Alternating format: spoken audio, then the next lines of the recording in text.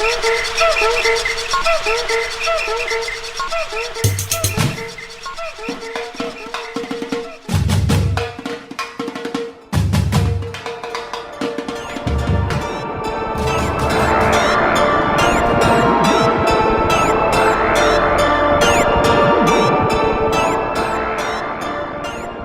nome é Natália Salazar. Eu sou a Renata Schmidt. E esse é o podcast Pátria Amada Criminal. Sejam bem-vindos. Bem-vindes. Amigos, amigas, millennials velho, que todo mundo, quando a gente falou do The O.C. no episódio passado, todo mundo vai falar, ai, nossa, The O.C. eu amo, adorava, Seth and Ryan forever. Tudo um bando de millennial velho, vocês. Ainda bem que eu sou jovem, eu não participo dessa gente. Não participo desse grupo de gente velha de vocês. Nossa, é verdade. Eu não achei que tanta gente tivesse assistido DLC. Então, porque passava domingo de manhã no SBT e era uma dublagem horrível. Viu? O Morfeu quer participar desse episódio. O Morfeu... nossa, eu lembro que eu via The O.C. e o que eu aprendi a falar inglês muito com o The O.C. Ah, é? Porque eu adorava a série e eu ganhei as temporadas. Na época, jovens, a gente comprava a temporada das séries, o box de DVD com da temporada. E eu tinha todas as temporadas do The O.C. E o que no DVD dava pra fazer, tipo, você colocava o áudio, né, que você escolhia o áudio e escolhia a legenda. Então eu colocava o áudio em inglês e a legenda em inglês. E daí toda vez que eu via uma frase que eu não entendia, ou que a gramática era diferente, eu não sabia exatamente como que era a construção da gramática, eu pausava o DVD e anotava no meu caderno.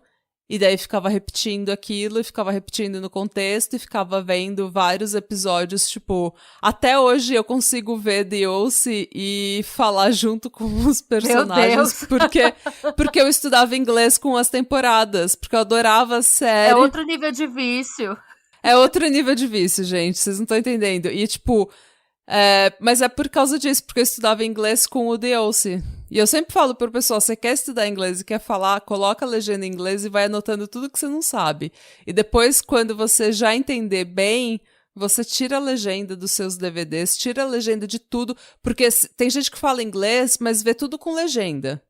E daí eu falo, enquanto você vê com a legenda, você não vai falar inglês. Verdade. Às vezes até hoje eu mantenho a legenda em inglês pra eu pegar como escreve algumas coisas, porque às vezes você só escuta, e palavra em inglês tem várias palavras que têm o mesmo som, mas escreve diferente, né? Sim, mas eu sempre falo pro pessoal, tipo, enquanto você não vai ficar fluente, enquanto você vir filme e série com legenda. Aqui vira uma muleta, né? Você vai olhar lá pro negócio. Mas é automático. Eu, quando tem legenda, eu sei falar inglês, eu sei falar norueguês. Se tiver legenda, eu vou ler a legenda. E eu não presto atenção no que a pessoa tá falando, Sim. Eu vejo só a legenda. Então, é muito automático. Tira a legenda, você vai perder um pouco, não vai entender as coisas, tipo... Mas dura pouco, rapidíssimo. Tipo, você vai, tipo, ver uns 3, 4 filmes que você não vai entender muito bem, e daí você vai vendo de novo, vai vendo outros filmes, daqui a pouco você tá entendendo tudo, você tá falando inglês fluentemente, que nem a Anitta. Muito bem. Anira Marqueteira. Anitta Marqueteira. E eu comecei assim, The O.C. Falando de Anitta Marqueteira, hoje a gente vai trazer uma marqueteira também. A gente vai falar de uma marqueteira vintage. Senta que lá vem crime vintage. Ai, gente, eu adoro um crime vintage.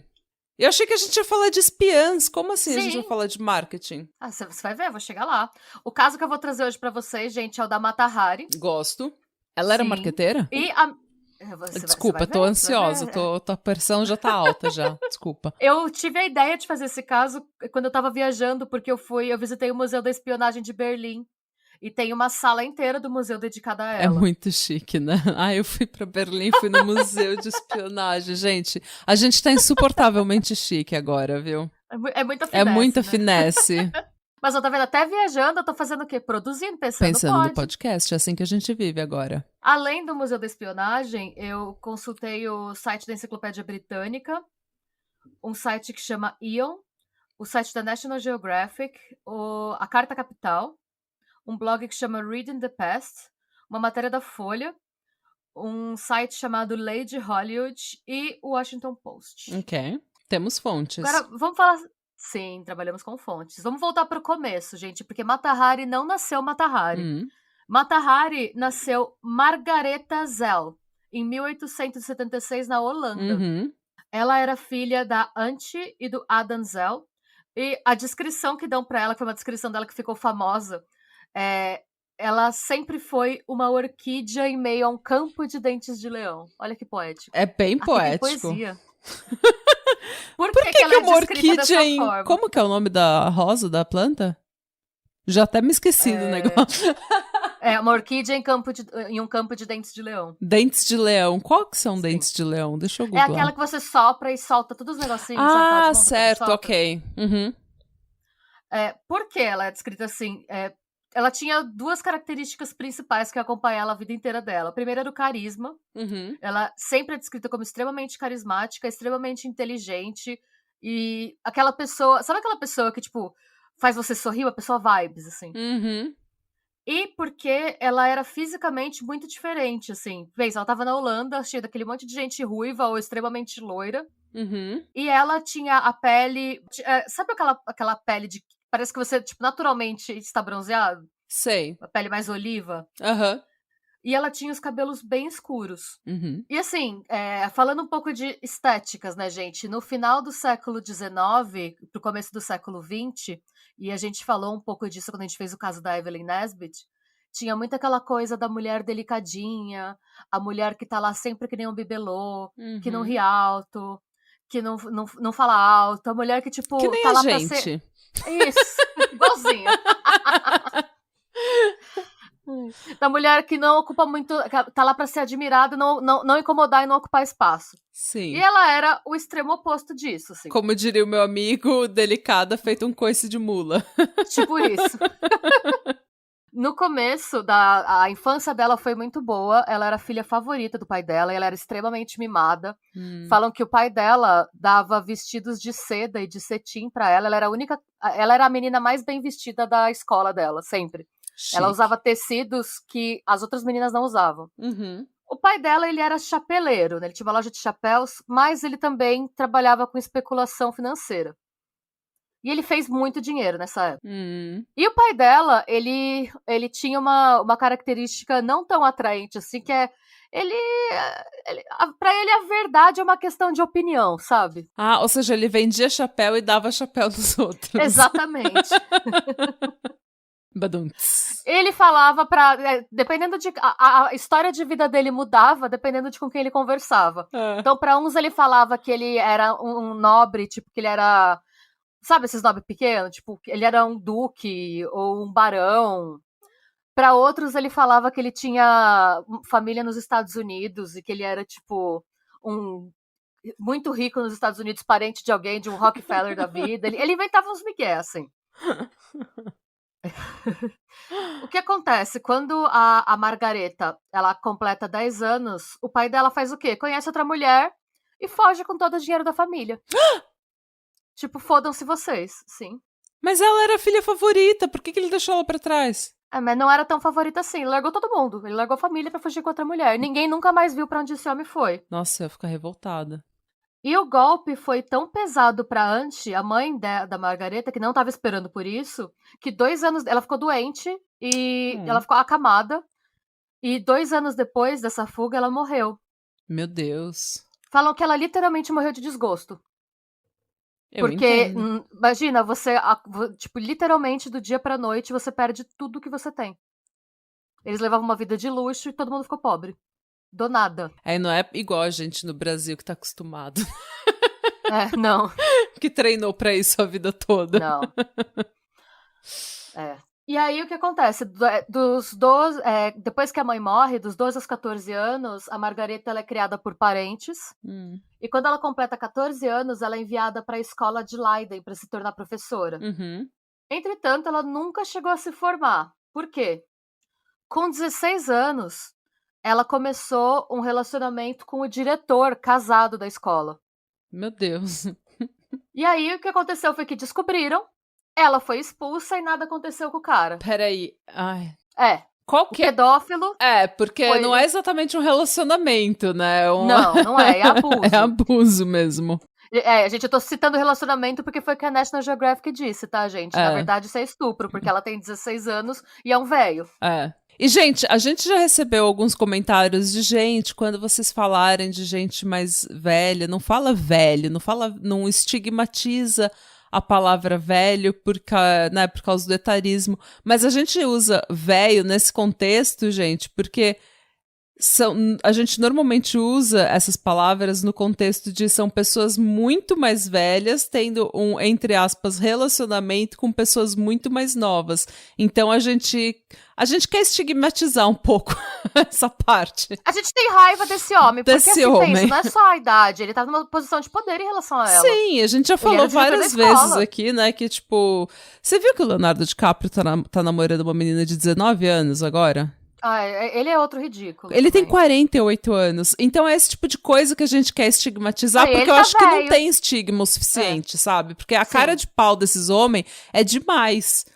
É demais. Então, mas fora desse contexto, gente, nenhum etarismo. Fora desse contexto de relacionamento pedófilo, a gente não tem absolutamente nada contra nenhuma idade, pelo amor de Deus. Não é isso que a gente quer dizer quando a gente fala velho. A gente só fala desse jeito pejorativo quando a gente tá falando de pessoas em relacionamentos com pessoas muito mais jovens que estão usando da posição de poder, da maturidade que eles têm pra manipular pessoas mais jovens. É só isso, tá bom? Sim. Só queria esclarecer, desculpa.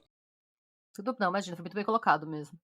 E assim, ela foi expulsa e nada aconteceu com o cara, o que eu acho um absurdo, mas ok, seguimos. Mas alguém tá surpreso? Não. Não, ninguém, infelizmente. E aí, o que ela faz? Ela se muda pra Haia, que Haia, na época, é famosa por ser cheia de funcionários coloniais. O que estava acontecendo com o mundo na época, gente? A gente estava passando pelo neocolonialismo europeu, que é, né, a colonização de territórios da África e da Ásia por potências da Europa. Uhum. E naquela época, a Holanda coloniza o que eles chamavam de Índias Orientais Holandesas, que hoje corresponde à Indonésia. Ok.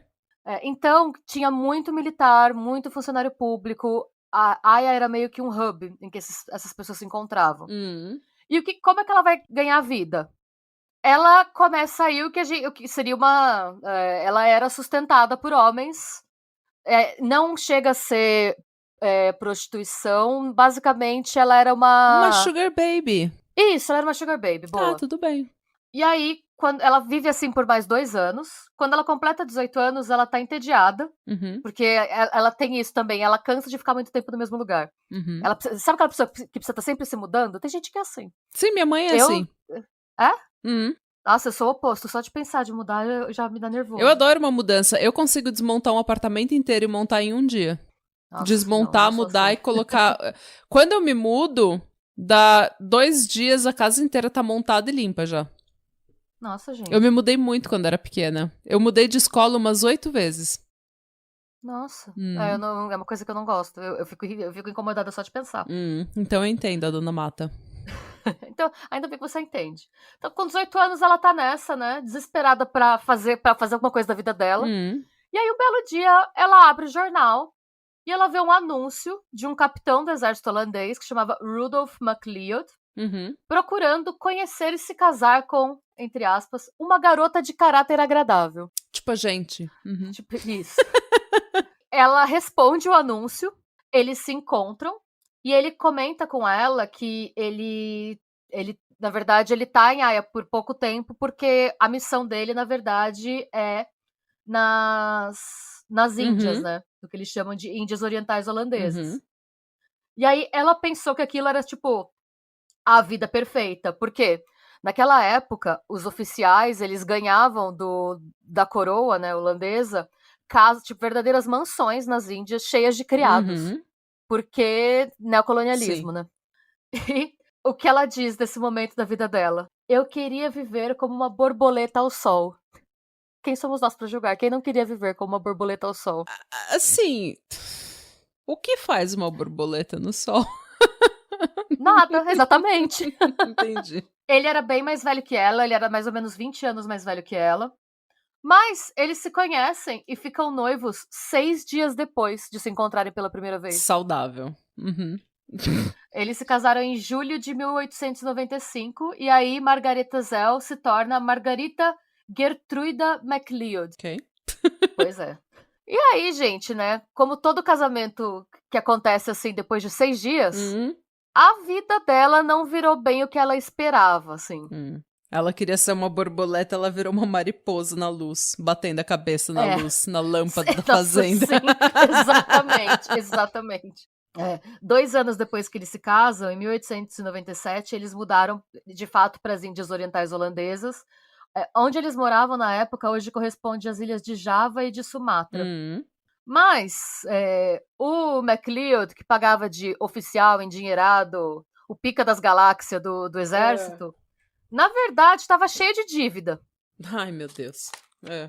E o pouco dinheiro que ele tinha, que ele ganhava, era gasto com as dezenas de amantes e profissionais do sexo com quem ele encontrava em vários lugares. Ok. Então ele queria uma mulher de caráter agradável, mas ele também queria ficar com as profissionais de sexo e não com a esposa dele. Exatamente. Entendi. E piora, porque além de tudo, ele era extremamente violento. E depois se perguntam por que as mulheres, depois que casam, não têm mais o caráter agradável. É por causa disso. Pois é. E quando ele chega, inclusive, obviamente, a Margarita foi agredida algumas vezes, ele era violento. E ela, inclusive, procurou um médico pro marido, falando, esse cara bate em mim. Conserta aí, é uma doença mental. E sabe o que é pior? O médico diagnosticou ele com febre da ilha. E aí, em uma das cartas, ela fala, o médico diz que é febre da ilha, pra mim o nome disso é sadismo. Sem vergonhice. E aí, pior ainda. Assim que a Margarita dá à luz ao primeiro filho do casal, o bebê nasce muito doente. E é aí que ela descobre que o marido passou sífilis pra ela. Filho da puta! E o bebê nasceu com a doença. E o pior, gente, a gente tá aí em 1897. Faltavam 23 anos pra penicilina ser inventada. Não tinha tratamento. Essa era a época que seu nariz caía de sífilis. Sim. E o tratamento mais popular na época para sífilis era a base de mercúrio, o que não só não ajudava em nada, como trazia diversos efeitos colaterais. Tem gente que fala, inclusive, que o MacLeod era louco assim por conta do tratamento com mercúrio. No ano seguinte, a Margareta deu à luz a uma filha, uma menina que chama Louise Jeanne, e o MacLeod ele foi promovido a comandante de guarnição em outra parte das Índias Orientais Holandesas. Ok. E aí, o que ele faz? Ele deixa a família onde ele tá e ele vai pra lá primeiro pra depois trazer eles, né? Eventualmente, a filha deles também fica doente por conta da sífilis. Porque sífilis não tinha cura. E aí, Margarita escreve pro MacLeod falando que a situação tá cada vez pior dos filhos, que é pra ele voltar pra casa. Ele volta e ele liga pro médico da base. E o médico, ele tava acostumado a tratar sífilis em adultos. E aí, o médico acabou dando uma overdose de mercúrio nas 2 crianças, que começaram a vomitar preto e a se contorcer. O filho mais velho, de 2 anos, morreu por conta dessa overdose. Meu Deus! E foi aí que vazou a informação de que o MacLeod tinha sífilis, porque, obviamente, era algo extremamente estigmatizado tabu, na né? época. Claro. Era tabu porque era sinônimo de você frequentar casas de sexo, basicamente. Não era doença de homem casado, por assim dizer. Sim. E por alguma razão, eu tenho certeza que por alguma razão, o estigma caía na esposa. Ao invés de cair, tipo, nossa, você viu o marido dela, que é ele que frequenta os lugares lá e não sei o quê, porque ela não dá conta em casa, ou tadinha dela, não sei o quê. O que será que ela faz? Viver com ela é um inferno. Não, sabe o que é pior? É que nesse caso, realmente, o estigma foi pra ele. Assim, foi pra ele? Ele ficou extremamente mal visto. E, inclusive, pra tentar reverter isso, eles tentaram inventar de que o menino morreu porque ele foi envenenado por uma das criadas locais. E assim, acontecia, gente, isso de envenenamento, porque muitos dos criados, gente, é colonialismo, eram pessoas que eram escravizadas pelos europeus. Então eram pessoas que não estavam lá porque queriam, muitas vezes. Então acontecia como, por exemplo, aconteceu no Vietnã durante a Guerra do Vietnã, de algumas profissionais do sexo matarem capitães e tal, acontecia também dos povos colonizados atacarem militares. Então eles tentaram inventar essa mentira de que uma babá teria envenenado o filho, mas o médico desmentiu tudo. Na verdade, o que aconteceu foi mesmo essa overdose de mercúrio para tentar tratar a sífilis. Esse escândalo levou o MacLeod a ser rebaixado de cargo. E ele foi realocado para uma estação bem remota, tipo, vamos esconder ele em algum lugar, sabe? Nessa altura do campeonato, a Margareta e o MacLeod eles já não disfarçavam o ódio que um tinha do outro. Claro. E depois que eles voltam para a Europa, em 1903, eles se separaram. Consequentemente, a Margareta fica sem grande parte da sua renda. O que ela pensou em fazer? Foi nesse momento assim, que teve uma virada na vida de Margareta. No começo, ela ainda lutou para manter a guarda da filha. O problema foi que o MacLeod se recusou da pensão. Ela não tinha como alimentar a criança. Nem como deixar... Termina a frase, desculpa. Eu fiquei revoltada, nem te interrompi só com a minha cara. Consequentemente, ela tem que entregar ele pro pai. Foi a última vez que ela viu a filha dela. Ela nunca mais viu a filha depois disso. E foi meio que o ponto de virada, porque ela teve assim, meio que uma epifania. Ela falou, quer saber? Chega, eu não quero mais ser controlada por homem nenhum. Eu não vou mais passar por esse tipo de perrengue. No caso, nunca mais. I can buy myself flowers. Ela tinha acabado de... ela tinha acabado de voltar das Índias. Ela estava mais bronzeada que o normal. E ela aprendeu a falar... Ela era muito inteligente. Ela aprendeu a falar várias línguas diferentes nesse período. E várias línguas locais. Nice. Então ela decidiu se reinventar. Ela falou, quer saber? Não vou mais ser Margareta. Eu vou virar outra pessoa. E o que tava na moda na época, né? Naquela moda tinha uma coisa que eles chamavam de exotismo. Exotismo, por conta do neocolonialismo, tudo que parecia que vinha das colônias era considerado chique. Porque era gente trazendo, muitas vezes, coisas que você nunca viu. Frutas que você nunca viu, bichos que você nunca viu, tendências que você nunca viu. Sífilis que você nunca viu. Sífilis, O exotismo tava em alta. Então, o que ela decidiu? Ela falou, eu vou mudar de nome. E eu vou usar o meu corpo e o meu talento para ganhar dinheiro. Certíssima. E uma coisa interessante, gente, o conceito de striptease, como a gente conhece hoje, não existia. Foi ela que inventou. E como que ela fez isso? E é aí que a gente descobre Margareta Marqueteira. Primeiro, ela muda de nome. Certo. O nome Mata Hari significa sunrise, né? Nascer do sol em malaio. Ai, que chique. E aí ela falou que... Sabe o que eu vou fazer agora? Eu vou pra Paris. Porque nas palavras dela, naquela época eu achava que todas as mulheres que fugiam dos maridos iam pra Paris. E ela começou a dizer... Ela começou a abraçar o look exótico dela. A pele morena, o cabelo escuro bem liso. E ela disse que ela era uma princesa que vinha das Índias Orientais holandesas. Ai, que chique. E ela enxergou, ela falou, a vida inteira dela, ela sabia que se ela jogasse do jeito certo, ela podia fazer os homens fazerem pra ela o que ela queria que eles fizessem. E aí ela pensou, o que eu posso vender sem ter que necessariamente vender sexo? E como ela era extremamente bonita e, tipo, extremamente vaidosa, ela pensou, eu posso tirar roupa. Correto. Ninguém precisa encostar em mim. As pessoas podem pagar pra me ver tirar a roupa. Mas, em Paris, tinha o que eles chamam de uma lei de, tipo... Você não podia... Eu vou achar o nome aqui, cadê? Tinha uma coisa em Paris, na época, na Europa inteira, né? Que chamava leis de obscenidade. Que não te deixavam, tipo, se despir por se despir. Você tinha que ter uma causa. Não. E aí, o que ela fez pra contornar essa lei? Ela falava... que a dança dela era um poema sagrado da religião dela, que sempre traduzia os 3 estágios que correspondem aos atributos divinos de Brahma, Vishnu e Shiva. Criação, fecundidade e destruição. A partir do momento que era algo religioso, perde o caráter obsceno. E ela podia ficar pelada se ela quisesse. Mano, gênia. Mata Hari marqueteira, gente. Total marqueteira. E o que ela fez no começo? Nossa, eu adorei. Sim, não, perfeito. Adorei. Tipo, ela inventou uma coisa. Ela usou o. Ela tava em Paris, que na época era a cidade em que tudo acontecia. E no começo o que ela fez? Ela só aparecia nos lugares certos e falava coisas sobre ela mesma. Tipo, então. Eu sou a Mata Hari, né? Eu acabei de chegar das Índias e eu quero mostrar para algumas pessoas, assim, só alguns membros da elite vão ter acesso a um show que eu vou fazer mostrando como é a adoração aos deuses da onde eu vim. Mano. E ela foi soltando rumores, e naquela época você não tinha internet, gente. Então você literalmente, você podia falar absolutamente qualquer coisa.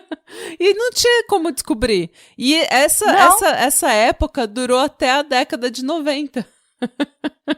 Em que você podia simplesmente falar qualquer coisa e era verdade. Ninguém podia falar, não, eu vou verificar isso daí. Não, você não tinha como verificar. O que ela fazia era, ela aparecia nos lugares exótica e maravilhosa, falando que ela ia fazer um show, e de repente todo mundo queria ir nesse show que ainda nem existia. Lindo. O show inicial dela, primeiro show, a estreia dela, foi em 1905, no Musée Guimet, que é um museu de arte asiática em Paris. Ela enganou os curadores do museu. Nossa, eu adoro. Eu tô adorando tudo. No primeiro show dela, apareceram 600 membros convidados da elite rica da capital. A galera se estapeou por convite, só foram 600 porque só cabiam 600. Nessa apresentação inicial tem um monte de foto, a gente vai colocar nas redes sociais. Ela usava roupas transparentes, um sutiã com joias e uma coroa de pedras preciosas. Nossa. E sempre tendo em vista como burlar a lei de obscenidade, em cada apresentação ela sempre explicava que essas eram as danças sagradas dos templos das Índias. E ela fazia uma coisa meio Sherazade, assim, enquanto ela ia dançando, ela ia contando histórias que ela tirava da cabeça dela. Como se fosse verdade. E ela explicava, gente, essas apresentações, essas histórias da cabeça dela, ela explicava em francês, holandês, inglês, alemão e malaio. Ela falava todas essas línguas. Não tem como você nem questionar uma pessoa dessa. Você vai questionar uma pessoa dessa? Não tem como. A pessoa tá lá te explicando, dançando com as tetas de fora e falando uma outra língua, parecendo que é mó negócio religioso, intelectual, e as tetas e a palavra, e as tetas e a palavra. E daí você não entende as tetas e o francês, as tetas e o Himalaia, você fica confuso, você acredita? As tetas e o Himalaia. Você acredita em tudo. A partir daí, ela vivia não só dessas apresentações que davam bom dinheiro pra ela, mas tinha uma fila de homem querendo sustentar essa mulher. Claro. Eu quero sustentar essa mulher. Eu não tenho nem condição. Na época, ela se firmou em Paris como uma cortesã. A cortesã, ela é o mais alto... É a CEO da profissional do sexo, basicamente. É o mais alto grau que a profissional do sexo atingia na sociedade parisiense da época. Certo. O que era isso? Ela tinha alguns benfeitores que financiavam o estilo de vida luxuosíssimo dela. Tá certo, foi a primeira assinante da Aurelo dela. Sim. Ela era reconhecida como a mulher mais glamurosa, fascinante e desejável de Paris. Chique demais. Nesse período, ela foi vista com aristocratas, diplomatas, financistas, altos oficiais militares e ricos empresários. Ela, inclusive, teve um caso com o cunhado do Frederico I, o rei da Alemanha, lá, o príncipe da Alemanha. Chique. E durante anos, ela dançou em shows esgotados em todas as grandes capitais europeias. Mano. Mas aí o que acontece? O tempo passa e ela percebe que ela tá envelhecendo e que a carreira dela tem um prazo de validade. Correto. Ela ainda era muito procurada, ela ainda tinha muito dinheiro, mas o que ela decide fazer? Ela decide focar na dança, investir na dança, ela chega a escrever um espetáculo de dança inteiro. Escrever, fazer os croquis de figurino e tal. E ela consegue o patrocínio do Grand Théâtre de Paris. Qual que é o problema? Faltando meses para ela começar a produção, estoura a Primeira Guerra Mundial na Europa. Putz, E a partir daí, a gente tem dois problemas. A gente tem um grande problema. Na verdade, Sim. é um grande problema. É verdade. A gente tem um grande problema que é a guerra, obviamente. Mundial. Mas a Mata Hari tem 2 problemas. Primeiro, ela é uma estrangeira na França. Uhum. E segundo, a ostentação que estava na moda no começo do século XX começa a ser mal vista. Porque as pessoas estão morrendo de fome por conta da guerra. E a vida ficou... obviamente, o contrato dela foi cancelado. Ela decide, por um tempo, ela percebe que ela está sendo vista com desconfiança. Então ela decide sair de Paris e voltar para Haia. Uhum. Ela chega em Haia, né? Esse processo todo dura mais ou menos 1 ano. E em Haia, ela no que ela viaja, também outra coisa horrível acontece com ela. Quando ela vai da França para a Holanda, os alemães confiscam os casacos de pele e as joias dela. Eita. Pois é. A Holanda, na época, eu acho que já tinha sido ocupada, não sei direito esse pormenor. Eu sei que ela encontrou lá... A Alemanha sempre causando nas paradas. Tomou a fortuna dela. E ela tava pistola, obviamente. E quando ela tá em Haia, quem vai visitar ela, meio que pra apaziguar os ânimos, é o Karl Kromer, o cônsul alemão honorário de Amsterdã. Uhum. E aí, ele ofereceu pra Mata Hari 20 mil francos, que hoje equivaleria a 61 mil dólares, e 3 potes de tinta secreta, tá? Pra espionar pra Alemanha. Só pra vocês saberem, a tinta secreta é uma solução de nitrato de chumbo 2, que é incolor. Ok. Você pode escrever uma mensagem com ela com uma caneta tinteira ou um palito. Quando a mensagem chega ao destino, se você esfrega um algodão umedecido com sulfeto de sódio, as palavras aparecem. Chique. Então, basicamente, ele falou assim, toma aqui 20 mil francos, esses potes de tinta invisível, agora você usa seus contatos na França pra passar informações do exército francês pra Alemanha. Vai fazer seus corre. O que ela fez? Ela falou, muito obrigada pelo dinheiro. Ela considerou o dinheiro uma reparação por tudo que os alemães tinham confiscado dela quando ela foi pra Haia. Concordo. E ela espiou um total de 0 coisas. Certo. Ela não fez absolutamente nada pelo cônsul. Uhum. Mas ela volta pra França pra fingir que tá fazendo alguma coisa, porque o cara manda ela espiar a França. Ela fala, ok, vou aceitar o dinheiro, tô precisando de dinheiro, tô com pouco dinheiro, tô fazendo vários nada, aqui não tá legal, roubaram minhas coisas, vou voltar pra França. Tô fazendo vários nada. Uhum. Porque ela não tinha nada pra fazer, gente. Ali naquele momento era uma outra pegada. Aquela pegada dela, do luxo, da Belle Époque, não tava mais rolando. Claro. E é engraçado, porque falam que muitas vezes ela não percebia porque as pessoas guardavam rancor dela. Porque ela tava lá com casacos de pele e joias, enquanto tava todo mundo, tipo, contando as moedas pra comprar pão, sabe? Ela era as Kardashian daquela época. Exatamente. E aí ela volta, né? Ela pegou um navio para voltar da Holanda para França em dezembro de 1915. Mas nesse navio, ela e todos os passageiros foram interrogados em Folkestone, que é um porto britânico. Reviraram todas as coisas dela e não acharam nada. Uhum. Mas na época, o policial fez um report sobre ela, falando: ela fala francês, inglês, italiano, holandês e provavelmente alemão. Uhum. É um tipo de mulher bonita e ousada, bem vestida e elegante. Meu veredito sobre ela não está acima de qualquer suspeita, mas não temos provas o suficiente para interrogá-la. Se ela tentar entrar no Reino Unido, não devemos aceitar. Uhum. Foi aí que ela começa meio que entrar no radar. Ok. Ela voltou pra... Quando ela chega em Paris, ainda assim deixaram ela passar porque não acharam nada. Uhum. Quando ela chega em Paris, ela foi morar no Grande Hotel. Eu acho que a maior coisa de rico que tem é você morar em hotel. Eu acho lindo. Milagrosamente, o Grande Hotel não foi bombardeado quando Paris foi bombardeado na Primeira Guerra. Ok. E uma coisa que acabou sendo prejudicial pra ela. Ela tava tão acostumada a ter um monte de gente olhando pra ela, principalmente um monte de homem, que ela não percebeu que ela tava sendo seguida. Ai. Ela estava sendo seguida pelo Georges Ladoux, que era chefe do recém-formado Deuxième Bureau, que é a unidade de contra-espionagem do Ministério da Guerra. O Ladoux falou que era para ela ser seguida o tempo todo. Ok. Esses oficiais abriram a correspondência dela, escutavam as conversas telefônicas dela e tinham um registro de todas as pessoas que ela conhecia. Eita. Mas esses agentes não encontraram nenhuma evidência de que a Mata Hari tenha coletado ou passado informações importantes para os agentes alemães. Uhum. A gente passa mais um ano. Em 1916, a guerra estava indo mal para os franceses. Foi nesse ano que 2 das batalhas mais longas e sangrentas da guerra, que era Verdun e Somme, colocaram os franceses contra os alemães por meses a fio. A aula de história da tia. A Primeira Guerra, gente, foi a guerra de trincheira. Então você tinha a trincheira a trincheira do lado da Alemanha de um lado, a trincheira francesa do outro. E o que acontecia é que eles podiam ficar meses numa situação de impasse. Tipo, a gente não vai se mexer, vamos ficar aqui parado e vendo eles parados também. Então você imagina um monte de gente meses numa trincheira, tipo, literalmente num bueiro, no meio do lodo, cheio de lama. Vivendo num doença, buraco. Rato. Sim. E às vezes seu parceiro morria e você ficava lá com o corpo dele em decomposição Sim. por meses.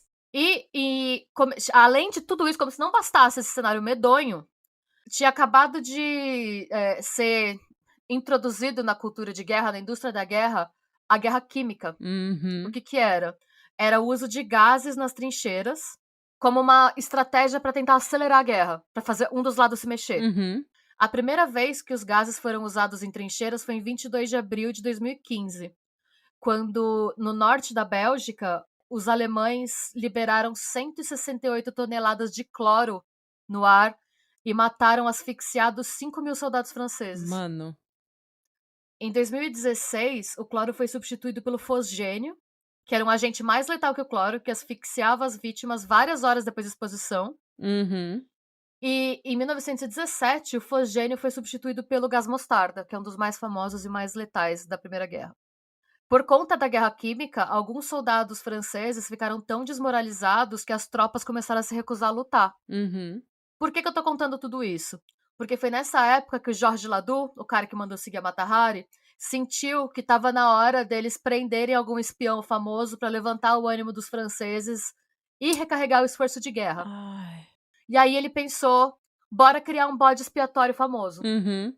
Enquanto isso, a Mata Hari não tinha ideia do que estava acontecendo.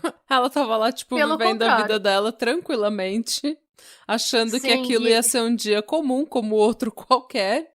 E nisso, ela se apaixonou por um jovem capitão russo que tinha 22 anos, o Vladimir de Maslov.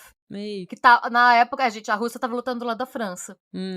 E o Maslov foi exposto ao fosgênio e chegou a perder a visão de um olho e corria o risco de ficar completamente cego. Então, no momento, a Mata Hari estava preocupada com o boy dela, que inclusive pediu ela em casamento, ela aceitou e ela estava brigando na época para conseguir um salvo-conduto para tomar o que eles chamam de as águas em Vitel. Era tipo ir para as termas, sabe? Ir para pegar um ar bom. Ir pra serra. Isso, tipo ir pra aquelas águas termais, sabe? Que falam que faz bem, que são ricas em minerais, whatever. Ela tava esperando esse salvo-conduto, tanto porque ia fazer bem pra ela, quanto porque ela ia ficar perto da onde o Maslov tava estacionado. E ele ia poder se tratar também. E aí ela pensou, o que eu posso fazer pra conseguir esse salvo-conduto pra ir passear com o meu noivo? Deixa eu perguntar pro meu amante. Aí ela foi perguntar pro amante, o Jean Halur, que trabalhava pro departamento de guerra, bem relacionado a marqueteiro. E o Jean Halur, ele reportou que a Mata Hari queria o salvo-conduto pro Ladoux, que é o cara que tá procurando o bote expiatório de guerra. E aí, a pedido do Ladoux, o Halur, o amante dela, enviou a Mata Hari pro um lugar que chama o 282º Boulevard Saint-Germain, que era onde ficava o Bureau Militar para Estrangeiros e o 2e Bureau. Lá, os agentes falaram que ela poderia visitar o noivo se ela concordasse em espionar para a França. E ela concordou. A recompensa dela pela espionagem seria 1 milhão de francos. Ela ficou satisfeita porque seria uma grana, ela não queria mais trabalhar como cortesã e esse dinheiro daria para ela sustentar ela mesma e o Maslov, né, o noivo dela, depois que eles se casassem, que a guerra acabasse. Isso ela fala por carta, que ela tava cansada e que seria uma renda o suficiente pra ela seguir com a vida, viver bem, se né? aposentar. Isso. O Ladoux falou pra ela voltar pra Haia, via Espanha, e esperar instruções. E uma coisa que é curiosa, era uma pessoa extremamente influente, ela poderia ter conseguido um monte de informação, mas o Ladoux nunca pediu nenhuma informação pra ela, ele nunca falou o que ela tinha que espionar, Ele nunca deu nenhum treinamento pra ela. Ele nunca passou alvo, ele nunca passou estratégia, ele nunca passou nada. Ele só falou pra ela que, então beleza, topa espionar pra França. E ela falou, topo. Ele falou, espera instrução. Ele não passou instrução nenhuma. Ela começou a ficar inquieta. Ela chegou a escrever cartas pra ele, dizendo que precisava tanto de um adiantamento, quanto de instrução. Tipo, o que eu preciso fazer? Como eu vou fazer? O que você quer que eu faça? Beleza, o tempo vai passando, né? Ela tá a caminho de Haia pela Espanha. Eventualmente, o navio é parado de novo. E ela foi interrogada mais uma vez no Porto Britânico. Dessa vez, não deixam ela seguir. Ela é levada para Londres. Nada de incriminador foi achado. Mas, quando eles não deixam ela seguir viagem, ela ficou desesperada. E ela contou que ela era uma agente da França empregada pelo Ladu para espionar pra França. Porque ela pensou, eles estão do mesmo lado da guerra, eu acho que não vai dar nada. Ai. E deu. E também calhou, ela deu azar dela ser vagamente parecida com uma agente secreta alemã, né, que espiava pra França. Quer dizer, uma agente secreta alemã que espiava a França, chamada Clara Benedi. Enfim, aí quando ela fala que ela tá espiando pro Ladu, os ingleses consultam o Ladu. E o Ladu só respondeu pros britânicos, não entendo nada, mande Mata Hari de volta pra Espanha. Tipo, não deixa ela seguir viagem. Basicamente, ele traiu ela aí. Mano. E aí, o que os arquivos britânicos falam dessa situação? Ladu suspeita dela há algum tempo e está fingindo empregá-la para, se possível, obter prova definitiva de que ela trabalha para os alemães. Ela foi traída por homem a vida toda, né? Sim. E aí, ela não consegue seguir pra Haia, ela fica em Madrid. E ainda assim, em Madrid, ela espia para os franceses. Ela se envolve com um diplomata alemão chamado Arnold von Kalle. E ele falou para ela que tinham planos para o desembarque de oficiais alemães, turcos e munições de um submarino na costa do Marrocos. E ela escreveu para o Ladu que ela tinha informação importante sobre a Alemanha e que ela precisava de instruções sobre como ela poderia mandar essa informação. E ele começou a dar ghosting nela. Ele parou de responder ela. Mano. Além disso, ela também se relacionou com o coronel Joseph de Vigne, da Legião Francesa, que se apaixonou por ela. Nível, ele tinha ciúme dela com outras pessoas. Como ele era francês e ela não tinha nenhum treinamento pra fazer o que estava fazendo, ela contou pra ele que ela estava trabalhando como agente secreta francesa. E aí, o De Vigne, que é esse cara, o ciumento, pediu que ela pegasse mais informações sobre o plano da invasão de Marrocos, né? Mas o que aconteceu foi que ela tentou perguntar mais pro alemão e ele ficou desconfiado. No fim, ela escreveu uma carta cheia de informações sobre esse plano, sobre essa estratégia alemã, e pediu pro amante francês dela entregar pro Ladu. A partir daí, o Ladu dá mais um passo, pedindo que, a partir de 1916, todas as mensagens de rádio, desculpa, todas as mensagens de telegrama, todos os telegramas da Mata Hari fossem interceptados e monitorados. Basicamente, ele estava montando um esquema para jogar a culpa, para acusar ela de ser uma agente dupla. Ela voltou para Paris depois, esperando ser recompensada pela informação que ela transmitiu pro Ladu e o amante dela, mas o Ladu não só não a recompensou, como se recusou a recebê-la. E meteu o louco de que ela não era funcionária dele. Mano. É muita cara de pau. Sim. Ela fez contato de novo, então, via o amante, o De Vigne, que na época estava trabalhando no 12º Bureau. Quando ela chegou lá, falaram pra ela que o De Vigne tinha desaparecido. Eita. Os telegramas dela, que foram interceptados, desapareceram. Depois, até hoje, não existe registro desses telegramas. Mano. A teoria mais aceita é que não teve telegrama nenhum. A partir daí, os arquivos franceses indicam que as mensagens nomeando a Mata Hari como espiã foram levadas ao conhecimento do promotor pelo Ladu em abril daquele ano. Tipo, antes dela fazer toda essa tour, dela viajar, ela já tinha sido acusada de espionagem. Ah, ok. Antes dela fazer coisa. Ele só tava, na verdade, cobrindo os passos que ele já tinha dado. Sim. Porque ele já tinha acusado ela, agora é só inventar um cronograma, inventar um caso contra ela. Sim. E todas as mensagens dela foram interceptadas, inclusive as cartas que ela mandava pro noivo, porque ela estava preocupada por conta da doença dele, né, da exposição ao gás.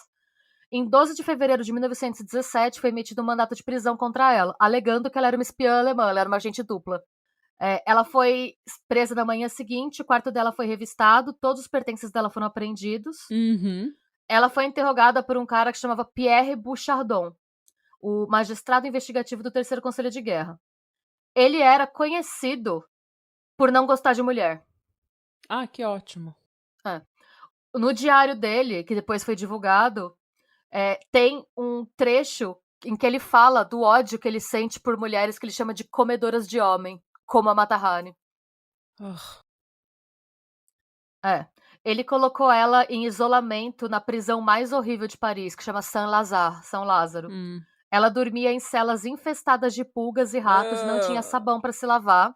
Ela não teve acesso a nenhum dos pertences dela, nem a tratamento médico, nem a roupas limpas, nem a lingerie, nem dinheiro, nada. Ela só tinha contato com o advogado dela, um ex-amante chamado Edouard Clunet, e era isso. Mano. E aí, depois de 3 meses nessa situação, ela começou a ficar totalmente histérica, eu não julgo, e implorou por carta, por misericórdia, e para ver o advogado, e para ver o noivo. E todos os pedidos foram negados, e todas as cartas que o Maslov mandava para ela também foram confiscadas. Ela não tinha acesso a ninguém, basicamente. Mano, ele isolou ela completamente. Ela foi detida para julgamento por 8 acusações, e ela foi a julgamento em 24 de julho de 1917. Hoje, a gente sabe que os telegramas que foram apresentados, eles eram adulterados, isso foi comprovado. E essas eram as únicas evidências reais contra a Mata Hari. E, de novo, gente, esses telegramas desapareceram, tá? Eles não existem hoje. Não dá pra você ver eles hoje. Depois do julgamento, eles apenas sumiram. Que era fraudulento. Os 7 homens que julgaram o caso dela, os jurados, eram todos militares. E um deles, mais pra frente, né, um livro dele de memórias, tipo, ele falava que ele achava que a Mata Hari era responsável pela morte de mais de 50 mil soldados franceses. Mas, assim, não tinha nenhuma evidência. Em nenhum momento, até hoje, existe nenhuma prova de que ela tenha espiado ou passado nenhuma inteligência. Só quero mostrar que todos os jurados já achavam que ela era culpada sem nem escutar as evidências que tinham contra ela. E até hoje a gente ouve que ela era uma espiã. Sim. Cada uma das acusações contra ela era vaga, não mencionando nenhum segredo específico passado para o inimigo. Eles só falavam que ela tinha um estilo de vida imoral. Sim, tetas e palavras. Palavras e tetas. Mas isso não quer dizer que você tenha traído a pátria de ninguém. Sim. Ou que você tenha espiado pra ninguém. Quem deu... A gente tá falando espiado, não é espionado? É espionado. Não, mas espiado também. Espiar é quando você tá olhando sem... Tá bom. Sim. A gente provavelmente vai receber várias mensagens falando, olha, não é guarda-corpo, é guarda-corpo. Não é guarda-rail. Tudo bem, gente, vocês entenderam. Lembra dos oficiais que o Ladu mandou seguirem ela lá no começo? Lá em 1915, 16? Sim. Eles foram dar depoimento. E aí o depoimento deles, pra falar que ela era culpada, era falar que ela tinha muitos amantes, que ela tinha que ela gastava muito dinheiro, e ela se envolvia com homens de várias nacionalidades, meu Deus. Mas, gente... isso era argumento contra ela, meu Deus, veja bem, o próprio como é que pode? O Ladu, que foi quem contratou ela, de novo, testemunhou sobre as mensagens interceptadas, entre as falsas mensagens interceptadas, que falam que provavam que ela era uma agente alemã. O advogado de defesa dela foi péssimo. Que ele pegou... Chocada. Mais uma vez ela é traída por um homem. Sim. O que ele teve foi testemunhas de caráter. Ele pegou vários homens influentes que testemunharam que ela era uma senhora encantadora que nunca perguntava sobre assuntos militares. Que ótimo. Parabéns. O secretário... Uma coisa interessante, o secretário do ministro das Relações Exteriores da França defendeu ela ferozmente. Ele falou, nada jamais estragou minha boa opinião sobre esta senhora. E ele, inclusive, acusou o promotor de aceitar um caso no tribunal que ele sabia ser falso. Depois, o promotor confessou que não tinha prova nenhuma suficiente nem pra açoitar um gato, nesse caso. Nossa! O promotor mais pra frente confessou que ele aceitou um caso sem ter prova. Que ele foi coagido a aceitar o caso. Ai, gente. Ela foi condenada em todas as 8 acusações e sentenciada à execução por um pelotão de fuzilamento. Meu Deus! As tentativas de comutar a pena para prisão perpétua foram negadas, assim como os pedidos de indulto presidencial. Isso tudo porque a França era incompetente e estava perdendo a guerra? Porque eles queriam um bode expiatório para levantar os ânimos da França na guerra. Nada como um bode expiatório mulher para levantar a moral de homens medíocres, né? Legal, obrigada. Exatamente. Muito obrigada. Vocês estão perdendo a guerra porque vocês são podres e a gente que tem que se fuder. Nas primeiras horas do dia 15 de outubro de 1917, a Mata Hari, que estava com 41 anos, foi acordada em sua cela de prisão. A hora dela tinha chegado. Segundo o relato do jornalista Henry G. Wales, que era o correspondente do International News Service, ela recebeu uma caneta, tinta, papel e envelopes e ela pôde escrever 2 cartas. Ela rabiscou as 2 notas bem rápido antes de colocar suas meias pretas, salto alto e uma capa de veludo forrada na parte inferior com pele. Ela se olhou no espelhinho da prisão e falou: "Estou pronta." Ela foi levada da cela dela da prisão de Saint-Lazare para um antigo forte nos arredores de Paris por volta das 5:30 da manhã. Os presentes à execução dela incluíam o advogado dela, as freiras que cuidaram dela, o médico da prisão e um esquadrão ridiculamente jovem de 12 soldados do 4º Regimento de Zouanes, supervisionados pelo sargento-mor do 23º Regimento de Dragões. A execução dela é descrita como a atuação mais brilhante da carreira dela. Ela se moveu com graça e dignidade, ela se recusou a ser amarrada, e quando ela recebeu uma venda branca do soldado, porque normalmente quando é execução por pelotão de fuzilamento, você recebe uma venda. É vendado, né? Ela se recusou a usar a venda. Ela perguntou: "Eu preciso usar isso?" E aí falaram que não, e no momento que os policiais sacavam as suas armas, ela mandou um beijo. Chique. E eles atiraram. É isso. Tem que morrer mandando todo mundo se fuder mesmo. Mostrando o dedo do meio. Não vai morrer quietinha, não. E aí, agora você tá preparada pra ficar puta? Eu já tô. 3 dias depois da execução de Mata Hari, o Ladu foi preso, acusado de ser um agente duplo.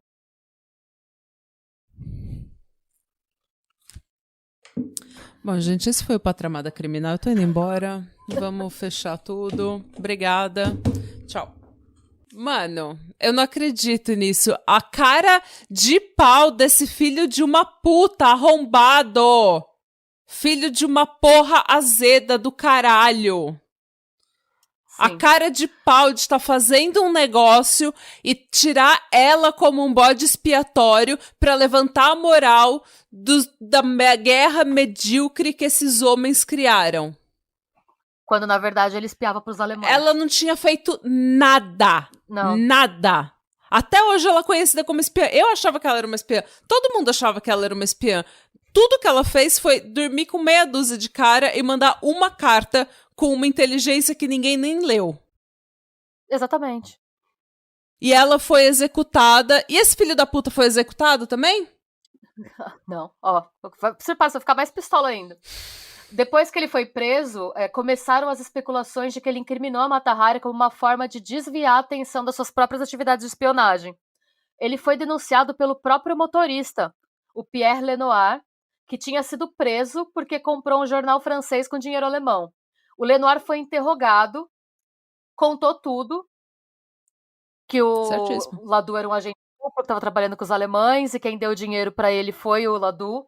O Ladu foi preso, né, investigado, mas o que aconteceu foi, libertaram o Ladu, sem dar detalhes de porquê, e o Lenoir, quem denunciou, foi executado.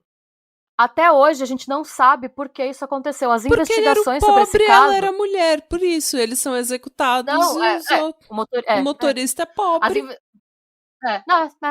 As investigações sobre esse caso ainda estão seladas mais de 100 anos depois do que aconteceu. O arquivo da Mata Hari só foi aberto agora, em 2017, fez 100 anos, né? E aí o arquivo foi aberto e foi assim que a gente descobriu que não tinha nada contra ela, tipo, nada. Mano. Porque o caso estava selado por 100 anos. Pode ser que a gente nunca saiba quem realmente era o Ladu, porque a França não abriu esse arquivo, a gente não sabe porque ele nunca chegou a ser julgado, ele não foi... O que aconteceu basicamente foi que executaram o motorista e ele voltou a trabalhar, ele trabalhou para o governo francês até o fim da vida dele. A gente não sabe os esqueletos Ele voltou que ele tinha a trabalhar armário. no governo. Sim, ele continuou servindo. Não só ele não foi condenado a nada, ele voltou a trabalhar no governo. Sim. Até o fim da vida dele. Tá bom, então, né? Obrigada, homens. Desde então, a história da Mata Hari foi representada em pelo menos 17 filmes e séries e protagonizada por nomes do cinema como Greta Garbo, Marlene Dietrich e Zsa Gabor. E dezenas de livros foram lançados sobre a vida dela, inclusive um do Paulo Coelho, gente. Nossa, gente. Chama A Espiã. Nossa, Paulo Coelho total randômico, né? Gente, tem um livro do Paulo Coelho no Museu da Espionagem de Berlim. Olha que coisa random. E, gente, eu vou encerrar esse episódio com uma frase da Mata Hari dos diários dela, que ela escreveu um pouco antes da data da execução. Eu perdi há muito tempo a ilusão de ser amada por quem realmente sou, e aceitei com a consciência limpa flores, bajulação e dinheiro que alimentaram meu ego e minha falsa identidade. A morte não é nada, nem a vida, caso você esteja se perguntando. Morrer, dormir, se transformar em nada, que diferença faz? Tudo é uma ilusão. Eu concordo, mas assim, eu não tava esperando ficar tão deprimida. Ai, desculpa. Eu só tava pistola, agora eu tô pistola e deprimida. Ai, gente, essa é a história de Mata Hari, que eu acho que é muito injustiçada, é muito mal vista pela... Completamente, eu achava que ela era uma espiã, ela não era nada. Ela era uma mulher maravilhosa, marqueteira, boss bitch. E ela... Sim. De novo, ela foi traída por homem a vida toda dela. Sim, ela nunca pôde confiar em um homem, nem no pai dela, nem no marido, nem no médico que quase que matou os filhos dela, nem nenhum namorado e nenhum nada. Não, ela foi o bode expiatório de um homem medíocre pra cobrir a sujeira dele. Gente, que coisa horrível. Sim. E não surpreendente, né? Essa parece que é a história de todas as mulheres até... A gente sempre pensa, até a década de 60 era assim, até a década de 70, mas ainda é assim. Veja bem, Veja bem, ainda estamos vivendo isso. A gente só não executa mais as pessoas em praça pública. Mas... Sim. Mas ela quis morrer olhando na cara de quem atirou nela. E ainda mandou um beijo, bem afrontosa. Eu gostei. Bem afrontosa, é uma coisa que eu faria. Na verdade, ela tá tendo um ataque de pânico, mas a gente vai fingir que eu faria isso, tá? A gente, vamos fingir aqui que eu sou afrontosa igual, tá? A gente gosta de falar que a gente é afrontosa. Eu ia estar chorando, ligando pra minha mãe, mãe, vem me pegar. Tendo um ataque de pânico. Nossa, sim. Mas é isso, gente. Espero que vocês tenham gostado. A tia tá meio cansada, então posso ter gaguejado nos trechos, mas espero ter ficado Eu amei. Eu não conhecia nada da história dela, porque eu só sabia o que eu tinha estudado na escola. Eu lembro de ter visto foto dela num livro de história sobre a Primeira Guerra Mundial. E o resto eu nunca mais li nada, nem filme, nem livro, nem Paulo Coelho, nada. Então eu adorei saber a história dela. E principalmente sabendo que é a história real dela, né? Não uma história maquiada. Ai, gente, é isso. É isso, gente. Eu espero que vocês estejam tão pistolas quanto eu. E continuem pistolas. Só gente pistola. Não, porque só gente pistola muda o mundo, gente. É verdade. Gente acomodada gente não muda nada. Gente acomodada já morreu. Então a gente precisa ser pistola. Continuem pistola. Toda mulher que tá ouvindo, continue pistola. Comece seu dia pistola. Fique a semana inteira pistola. Porque é isso. E denuncie os peru-quentes, porque esse lá dura peru-quentíssimo. Peru-quentíssimo, nossa. Peru-quentíssimo. Peru-quentíssimo. Ai, que filho da puta. Um grande filho da puta. Mas eu adorei a história dela. Eu adorei que ela se reinventou. Depois, enfim. E por um bom tempo ela foi a mulher mais poderosa e desejável de Paris. Pois é. É por isso que eles odiavam ela. No mínimo, esse cara já tinha visto ela em outros carnavais e tinha um puta recalque. Sim, ele não devia ter grana pra bancar. Exatamente. Ou ele não devia ser uma pessoa muito interessante. Ela devia pensar, vai ver que ela já rejeitou ele. Já pensou? Nossa, eu não duvido nada. Se ela tava entre a elite e entre os militares, e todo mundo conhecia ela, e ela era a mulher mais famosa e poderosa de Paris, ela com certeza já tinha dado uma bota nele e ele ficou putinho. Mas é isso, gente. Então, Boa semana. Boa semana pra vocês. Continuem pistolas, continuem suculentos e gostosos e maravilhosos. E muito obrigada pelo apoio de sempre. E a gente se vê logo mais, em algum lugar. Beijos. E beijos. Tchau. Ha det bra. Tchau. Slå. Nossa, tô indignada. Prepare-se para mergulhar no mundo sombrio e fascinante dos crimes reais. O podcast Composição de um Crime vai te deixar vidrado do início ao fim com uma experiência única, onde os detalhes mais obscuros sobre assassinatos, conspirações e serial killers ganham vida. Se você, assim como eu, adora histórias intrigantes de crimes reais e busca desvendar os segredos por trás dos crimes mais complexos, esse é o podcast que vai te viciar. Composição de um Crime está em todas as plataformas de áudio. Escolha a sua e dê o play.